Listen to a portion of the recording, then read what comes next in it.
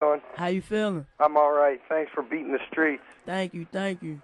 I teach down at St. Francis Academy over on Chase Street, Mhm. and I got 5 or 6 students that got 1 foot in and 1 foot out of the gang. Exactly. And I'm wondering if you got like just maybe one piece of advice that I can say to these kids. Maybe they'll understand, because going to work at McDonald's or something like that for $7 an hour just doesn't seem as good as slinging. Um, it isn't. I mean, it isn't, but it is. You know, I rather for somebody that was like positive in my life. You know, be like, hey, go ahead and work at McDonald's. You know, like just stack your checks. You know, and keep striving. You know, and the kids nowadays, you know, it always be like that. 1 foot in and 1 foot out.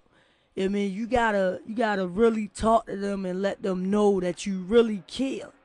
You know, like just take them like out to eat. Just do little things. You know, like little things always count in like kids' life. Like just get into their mind to see if like with their parents or whoever that surround them with what they don't do. You know, you do that. You know, and just try to change their mind. I know. I mean, it's a hard journey, but they get it. They get it one day. Will you come talk to them? Yes. Do you have a pen and a paper? Well, I'll tell- well, Actually, I'm friends with Mark. Okay. Oh, I Mark know- knows my I know which ad restaurant. this is. Maybe, Mark, will you give her the information? Absolutely. Yes, All I will, right. man. Because Absolutely. I'd love. I mean, I'm really terrified. One of my students right now, I'm terrified for. Wow. What do you do? His younger brother's a blood, and his younger brother is kind of forcing him to get in, Oh man. and he can't get out, and he knows he doesn't want to be in it, and his Yeah. younger brothers told him, you know, if they're going to catch up with you out on the street, if you're not going to get in, they're going to kill you. Exactly, and that's crazy, man. Because when I was growing up, it wasn't Bloods and Crips. You know, we was hollering out our neighborhood. Like, you know, I'm from Biddle and Moffett. Right. You know, and like you could walk away from that. You know, now in the day you can't walk They away. can't walk away. You can. Don't get me wrong. You can. Yeah, I mean, but you just can't go around that neighborhood for quite some time. Or you understand what I'm saying? They gotta walk out that front door to go to school every day. It's terrifying. Yeah, I come down there. Yes, Right I on. most definitely will. Man, I'll round them up. I'm gonna give Mr. Mark my manager number, and we can set something up.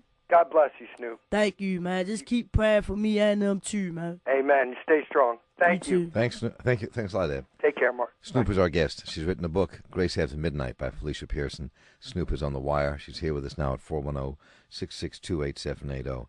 And it's funny, here you are, only 27 years old, and you're already talking about how much harder in some ways it is for kids who are 16 or 17 than it was just 10 years ago. Exactly.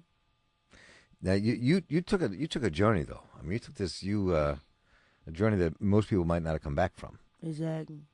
When you write in the book about how your love of getting into a fight and going across the street to watch a fight ended up killing this woman. Yes. The thing about that, like people ask me, you know, what can you if you could go back and change the hands of time, like what would you change? And I changed that day, you know, and like me and the girl, like my heart really do goes out to her family. Still now today, I still pray for them, you know, and I changed that day, and like we never had no beef. I never knew the girl or nothing, you know. It was just me running to a fight. To watch a fight. Yeah, to watch a fight. Right. You know, I'm running to watch a fight, and here I go. You know, like when I was younger, I used to always, you know, because in my neighborhood, I used to always have a pistol, or whatever. And she didn't know this, and I didn't know this that was going on, you know.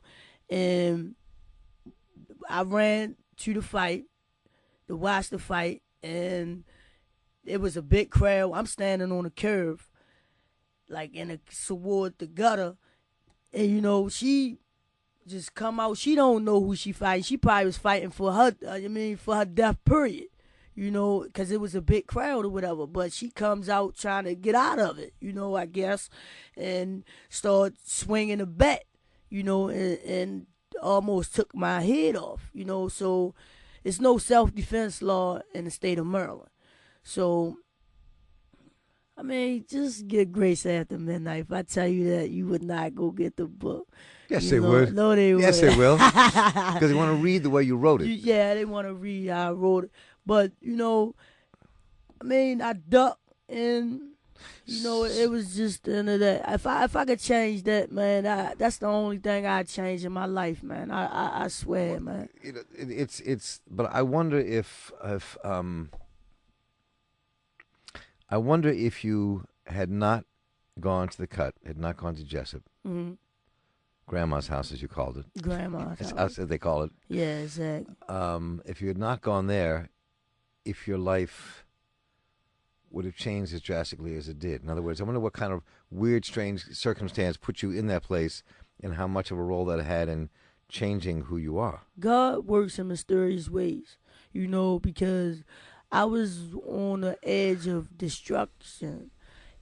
And my life, I seen my life probably flash before my eyes at that very young age, you know, so. You were 15 then. Exactly. Right? I was 14 and 14. a half. Yeah, I returned 15. And, I mean, I probably have been in a box myself, you know, because I was running wild. You know, I'm thinking nobody cares about me.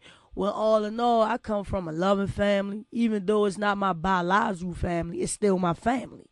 You know, we still pump the same blood, you know, at the end of the day.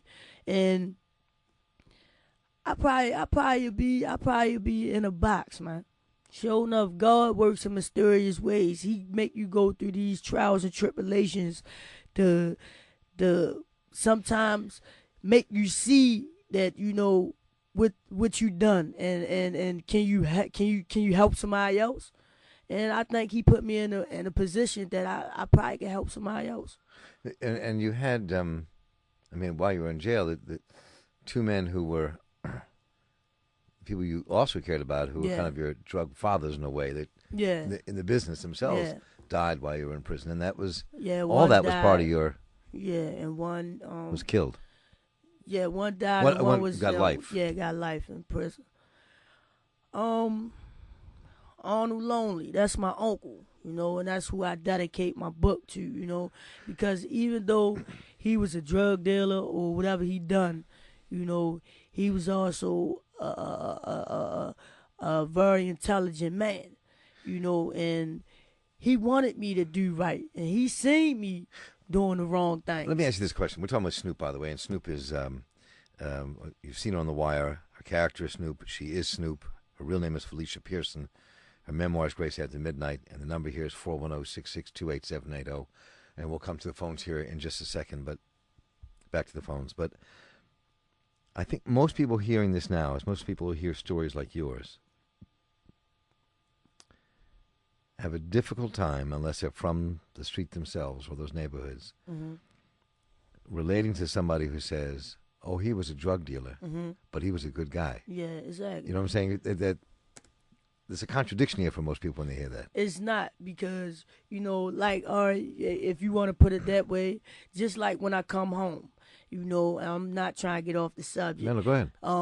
When I came home, like I stated in Grace After Midnight, when I was incarcerated, I got my certificate for job readiness, got my GED. I got all them free things and them things that they say will better my life when I hit back in society. All right, I come back in society. I get a job at Ford Bumpers, making $15 an hour. Who don't want that job? That's a good job, you know, especially when you first come home. Anyway, they fired me 2 weeks later because of my background. Because you were an ex-con. Exactly. I started working at the book place, stocking books for the book people, making $13 an hour. Who don't want that job? I mean, it was boring, but you know, it was good.